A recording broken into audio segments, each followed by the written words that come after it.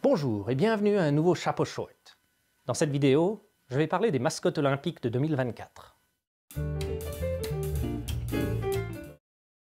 Donc les Jeux olympiques d'été de 2024 vont se passer à Paris. Et récemment, les mascottes pour cet événement ont été présentées. Ces petites bestioles-là, qui sont nommées les Phryges. Alors elles ont été comparées à beaucoup de choses diverses, mais comme vous vous en doutez maintenant sûrement parce que j'en parle sur ma chaîne, ce sont des chapeaux. Pour être plus précis, ce chapeau, le bonnet phrygien.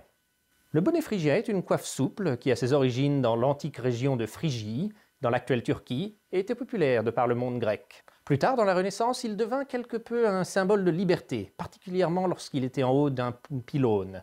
Ceci était parce qu'il était associé au pylos, auquel il est apparenté et ressemble beaucoup, qui était un attribut de la déesse romaine Libertas, la déesse de la liberté, car il était donné aux esclaves que l'on libérait à l'époque romaine.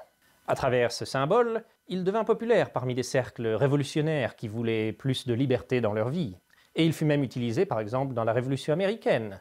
Mais il devint surtout prééminent lors de la Révolution française en 1789, où il était porté par beaucoup des révolutionnaires. Il devint quelque peu un symbole du mouvement et de leur quête pour la liberté, l'égalité et la fraternité. À travers son utilisation dans ces deux grandes révolutions, il fut aussi adopté par nombreux pays sud-américains dans leur propre révolution et apparaît encore sur certains de leurs symboles nationaux.